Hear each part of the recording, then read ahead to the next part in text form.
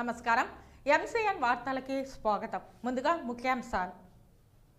ఇక వార్తల్లోని వివరాలు. డాక్టర్ బిఆర్ అంబేద్కర్ వర్ధంతి సందర్భంగా పలమనేరు పట్టణంలోని ఆయన విగ్రహానికి పలమనేరు ఎమ్మెల్యే వెంకటే గౌడ పూలమాల వేసి నివాళి అర్పించారు. పలమనేరు ప్రభుత్వ డిగ్రీ కళాశాల పక్కన నూతన పిఏసిఎస్ భవన ప్రారంభోత్సవ కార్యక్రమంలో MLA Venkate Gowda, ZP chairman Srinivasulu పాల్గొని ప్రారంభించారు. ఆంధ్రప్రదేశ్ రాష్ట్ర ప్రభుత్వ ఉత్తర్వుల మేరకు పలమనేరు పట్టణం నందు కులగణన సర్వే ఈరోజు సాయంత్రం పలమనేరు పురపాలక కార్యాలయం నందు నిర్వహించారు. శ్రీకాళహస్తిలోని ప్రతి ఏటా డిసెంబర్ మాసంలో వచ్చు 7 గంగల జాతర అత్యంత వైభవంగా నిర్వహించనున్నారు.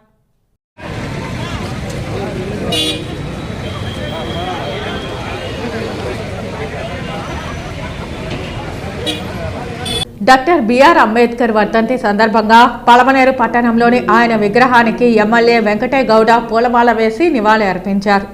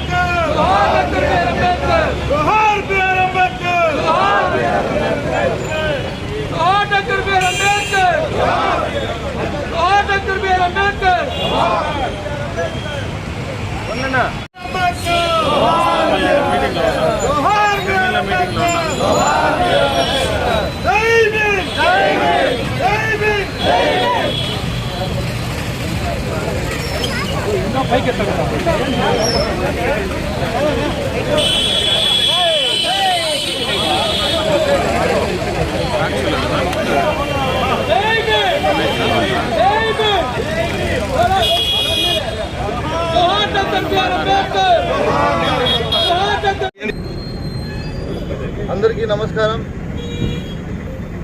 ఈరోజు డాక్టర్ బిఆర్ అంబేద్కర్ గారి వర్ధంతి దినోత్సవాన పలమనేరు పట్టణం నందు వైఎస్ఆర్ కాంగ్రెస్ పార్టీ సభ్యులు మరియు మున్సిపల్ చైర్మన్ గారు, జడ్పీ చైర్మన్ గారు మరియు కౌన్సిలర్లు, ఎంపీపీలు, మండల కన్వీనర్లు అందరూ ఇచ్చేశారు. పేరు పేరున అందరికీ కూడా ధన్యవాదాలు తెలియజేసుకుంటూ, ఆనాడు డాక్టర్ బిఆర్ అంబేద్కర్ గారు ఏదైతే ఈ భారతదేశానికి ఆయన రచించినటువంటి రాజ్యాంగం, ఆయన కన్నటువంటి కళలు నిజంగా చాలా గొప్ప ఆశయం. అది ఆ ఆశయాన్ని ఈనాటి ముఖ్యమంత్రి వైఎస్ జగన్మోహన్ రెడ్డి గారు పూర్తి స్థాయిలో మనం చూడొచ్చు.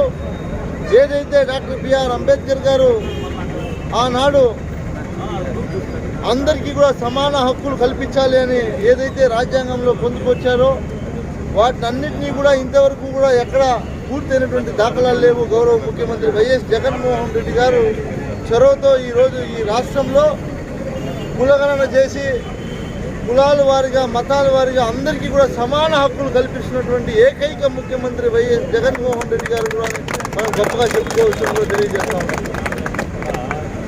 అదేవిధంగా ఏ ముఖ్యమంత్రి చేయనటువంటి ఘనత అని చెప్పుకోవచ్చు, చరిత్ర అని చెప్పుకోవచ్చు.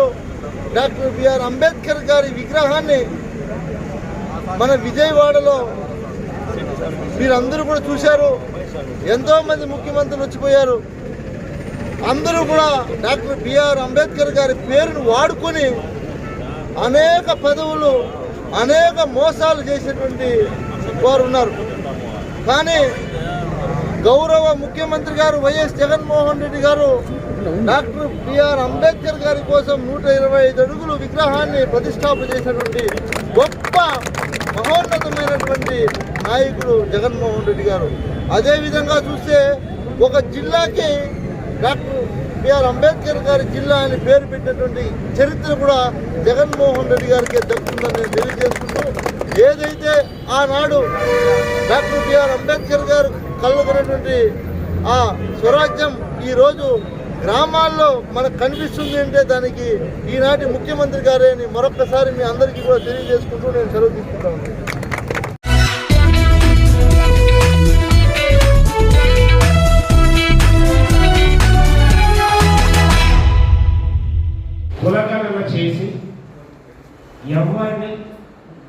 కించపరచడం అనేది సదరు సమావేశానికి పలమనేరు పురపాలక సంఘం గౌరవ వార్డు కౌన్సిల్ సభ్యులతో పాటు పలమనేరు పట్టణంలోని వివిధ గౌరవ మత పెద్దలు మరియు గౌరవ కుల పెద్దలు హాజరయ్యారు. మరియు ఇతర ప్రజా ప్రతినిధులు, పలమనేరు ఎన్జీఓ మెంబర్స్ అందరూ హాజరై వారి అభిప్రాయాలు, సూచనలు తెలిపారు. నాయిక్స్ అనే ఒక కమిటీ మహారాష్ట్రలో ఓసీ, ఇంకొక స్టేట్లో బీసీ, మధ్యప్రదేశ్లోకి వస్తే, అదే ఆంధ్రలోకి వస్తే ఎస్టీ. స్థితిగతులను బట్టి అక్కడ రిజర్వేషన్స్ కల్పించారు. ఇప్పుడు మనం చేసే సర్వేలో కూడా పలమనేరు దీంట్లో సపోజ్ కొత్తపేట ఏరియా ఉంది. ఈ కొత్తపేట ఏరియాలో ఉన్న వాళ్ళందరూ స్థితిగతులు ఎలా ఉన్నాయి, అందరి జీవన ప్రమాణాలు బాగా ఉన్నాయా, దాంట్లో ఒక కమ్యూనిటీ సంబంధించిన వాళ్ళ జీవన ప్రమాణాలు తక్కువగా ఉన్నాయా, వాళ్ళు ఎలాంటి హౌస్లో ఉంటున్నారు. మనకు రాబోయేది 2 పేజీల్లో ఉంటుందండి మ్యాప్. ఆ యాప్లో వాలంటీర్స్ ప్రతి ఒక్కరు ఇంటి దగ్గరికి వచ్చి అన్ని విషయాలు, ఎంతమంది అయితే ఉన్నారో దీంట్లో అంతమందికి సంబంధించిన సమాచారము, మీ కుటుంబ స్థితిగతులు కూడా తీసుకుంటారు. ఏరియాలో మన ఎక్స్ అనే నా కమ్యూనిటీలో నా ఇంట్లో వాళ్ళు 4 ఫారెన్లో ఉన్నారు, లేదు నాకు 2 పిల్లలు ఉన్నారు, 2 డాక్టర్ చదువుతున్నారు. ఓకే, మేము గవర్నమెంట్ నుంచి ఆదాయపడి ఉన్నామా, వాళ్ళే సొంత సెల్ఫ్ సఫిషియన్సీ ఉందా అనేది ఫస్ట్. 2, వాళ్ళు ఏ కమ్యూనిటీకి సంబంధించిన వాళ్ళు, ఏ క్యాస్ట్కి సంబంధించిన వాళ్ళు, ఏ కులం వాళ్ళు. ఇలా కనుక కొత్తపేటలో, వెంకటూరులో, పాతపేటలో, ఓడిపేటలో ఇలా అన్ని చోట్ల తీసుకొని నా కమ్యూనిటీలో ఉన్న వాళ్ళు మొత్తం 12 వెయ్యి, అంటే 400 ఇళ్ళలో ఉంటున్నారు. ఈ 400 ఇళ్ళలో ఉన్న వాళ్ళ స్థితిగతులు ఏంటంటే ఎబో యావరేజ్గా ఉన్నారు. వీళ్ళకి నెక్స్ట్ లెవెల్ ఏం చేస్తే వీళ్ళు ఇంకా ఉన్నత స్థితి తీసుకెళ్ళవచ్చు. అందరూ సరిగా ప్రధానంగా మనమందరూ కూడా ఇక్కడికి రావడానికి ప్రధాన ఉద్దేశం, గతంలో కులాలు అనేవి కొన్ని వందల సంవత్సరాలుగా ఈ సమాజంలో కొనసాగుతున్నాయి, లేకపోతే దీనికి మనుగడ లేదు. మొట్టమొదటిసారిగా ఏదైతే పెద్దల పక్షపాత అయిన జగన్మోహన్ రెడ్డి గారు ఆంధ్ర రాష్ట్రానికి ముఖ్యమంత్రి అయిన తర్వాత ఎన్ని సంక్షేమ పథకాలు ప్రజలందరికీ అందిస్తున్నారో మీకు అందరికీ తెలుసు. కొంతమంది ఇప్పుడు అసంతృప్తితో ఉన్నారు. ఎందుకని పక్కింట్లో వాళ్ళు ఒక ఫైనాన్షియల్గా కొద్దిగా స్థాయిలో ఉంటారు, ఇటుపక్క ఉండేవాడు ఉన్నతమైన కులానికి సంబంధించి ఉండి వాస్తవంగా ఇతర ఎలిజిబుల్, అతను ఇండివిజువల్ ఉంటాడు. పథకాలు అనేవి పక్క ఇంటికి పోతుంటాయి, ఆసనాలకు కాకుండా సమస్య అది చెప్పుకోలేక మొదలు పడుతూ బాధపడుతూ ఉంటారు. అటువంటి వాళ్ళని గుర్తించే ఉద్దేశం మీరు గమనించుంటారు. కులగణన ఎందుకు చేయాలంటే అనేసి కామెంట్ ఉంది అన్న కులాల వారి జనాభా మరియు వారి ప్రస్తుత సామాజిక, విద్య, ఆర్థిక పురోగతిని తెలుసుకోవడానికి, వాస్తవంగా వాళ్ళ జీవన స్థితిగతులు ఏమి, వాళ్ళ ఆర్థిక పరిస్థితులు ఏమి.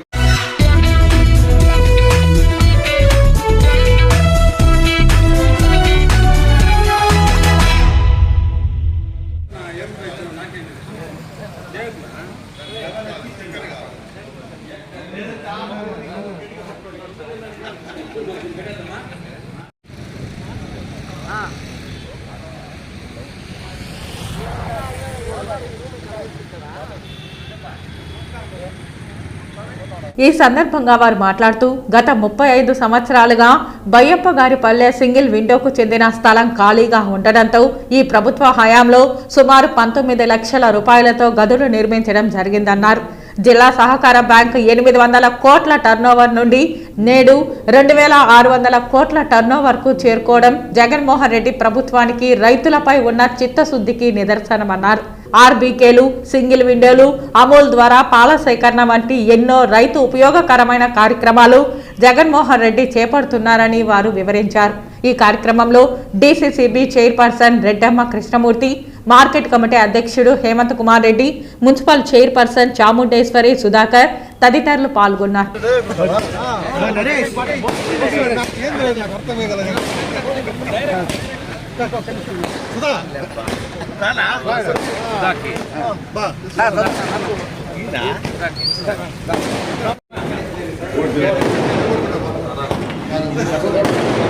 కొంచెం ఇట్లా వచ్చేస్తే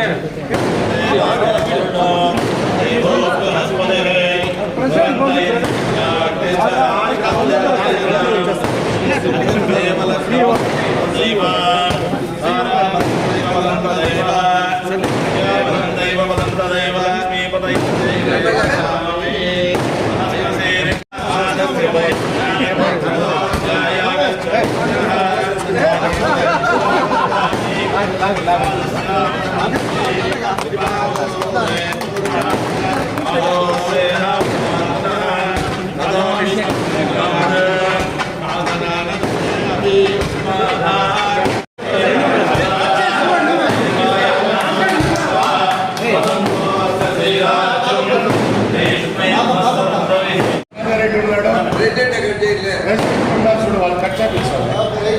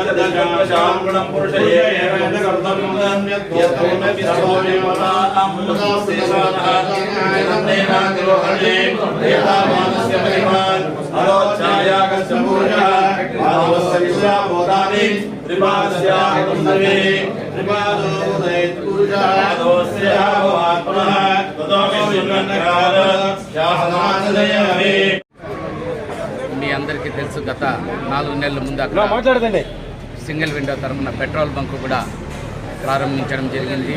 అదేవిధంగా ఈరోజు పొలంనేరు ప్రాథమిక వ్యవసాయ సహకార సంఘంలో షాపింగ్ కాంప్లెక్స్తో పాటు వివిధ రకాల వ్యాపారాలు చేస్తూ దినాభివృద్ధి చేస్తూ ఈరోజు చిత్తూరు జిల్లా సెంట్రల్ బ్యాంకు గతంలో 2019 వరకు 980 కోట్లు టర్నోవర్ ఉంటే ఈ రోజుకి ప్రియతమ ముఖ్యమంత్రి జగన్మోహన్ రెడ్డి గారి సారథ్యంలో వాళ్ళ సహకారంతో చిత్తూరు జిల్లా సెంట్రల్ బ్యాంక్ ఈరోజు 2600 కోట్ల టర్నోవర్కి చేరుకుంది.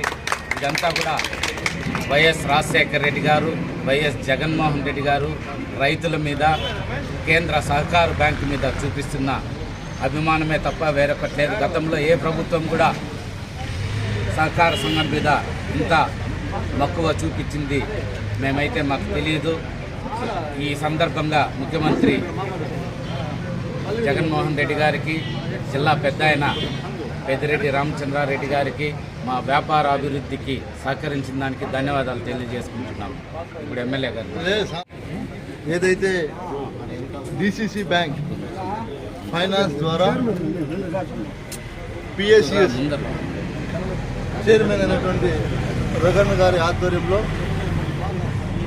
చైర్మన్ గారు రెడ్డమ్మక్క గారు ఫైనాన్స్ చేపిస్తే మన సింగిల్ విండో చైర్మన్ గారు రగన్న గారు షాపింగ్ కాంప్లెక్స్ నిర్మించి గత 35 సంవత్సరాలుగా ఈ స్థలం సింగిల్ విండో స్థలమైనా ఏ అభివృద్ధికి నోచుకోకుండా అట్లే ఉంటే మన ప్రభుత్వంలో ఈనాడు దాదాపు 19 లక్షల వరకు 18,80,000 డబ్బులు ఖర్చు పెట్టి షాపింగ్ కాంప్లెక్స్ నిర్మించారు. అదేవిధంగా దీనికి కావాల్సినటువంటి కాంపౌండ్ అంతా కూడా వేసి, ఏదైతే మీరందరూ కూడా గమనించాలి, ఇంతకుముందు మన కృష్ణమూర్తి గారు చెప్పినట్టుగా గత ప్రభుత్వాల్లో ఉన్నటువంటి అభివృద్ధి ఏమి, గౌరవ ముఖ్యమంత్రి జగన్మోహన్ రెడ్డి గారు వచ్చిన తర్వాత జరిగినటువంటి అభివృద్ధి ఏమని ప్రజలందరూ కూడా మీ కళ్ళ ముందే ఉంది, మీ గ్రామ స్థాయిలోనే ఉంది. మీరు ఎక్కడికో వేరే జిల్లాకో లేదా వేరే ప్రాంతానికి పోయి చూడాల్సిన అవసరం లేదు. గౌరవ ముఖ్యమంత్రి గారు చేసినటువంటి అభివృద్ధి కావచ్చు, సంక్షేమం కావచ్చు, మీ ఇంటి ముందరే ఉంది. ప్రజలందరూ కూడా ప్రజలారా మీరు గుర్తించాలి. గత ప్రభుత్వాల్లో ఎవరూ చేయలేనటువంటి అభివృద్ధి, సంక్షేమం కేవలం ఒక వైఎస్ జగన్మోహన్ రెడ్డి గారే చేయగలిగారు. అది కూడా ప్రజలు గ్రహించి రానున్న ఎన్నికల్లో మరీ ముఖ్యంగా జగన్మోహన్ రెడ్డి గారు మీ అందరికీ కూడా ప్రతి మీటింగ్లో చెప్పారు, మీకు మంచి జరిగింటేనే నన్ను ఆశీర్వదించండి, నాకు ఓటేయండి అని. కాబట్టి మీకు అందరికీ కూడా మంచి జరిగిందని మేము నమ్ముతున్నాం.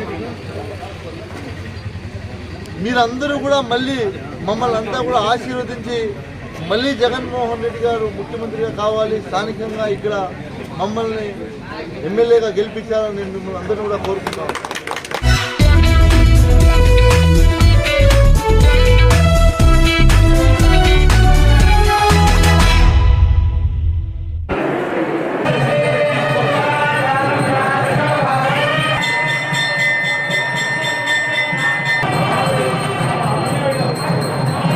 ఈ సందర్భంగా శ్రీకాళహస్తి దేవస్థానం నుండి స్థానిక శాసనసభ్యులు బియ్యపు మధుసూదన్ రెడ్డి మరియు శ్రీకాళహస్తి దేవస్థానం చైర్మన్ అంజూరు తారక శ్రీనివాసులు, ఆలయ ఈవో కెఎస్ రామారావు, ఇతర అధికారులు మరియు ఆలయ బోర్డు సభ్యులు పాల్గొని ముందుగా శ్రీకాళహస్తి దేవస్థానంలో అలంకార మండపం వద్ద 7 గంగమ్మలకు సారెను ఉంచి ధూపదీప నైవేద్యాలు సమర్పించి వేద మంత్రాల నడుమ సారెను తీసుకొని 4 మాడ వీధులలో ఊరేగింపుగా వచ్చి శ్రీకాళహస్తి 7 గంగమ్మ గుడి వద్దకు సారెను తెచ్చి 7 వీధులలో జాతరను జరిపించే నిర్వాహకులకు అందజేశారు.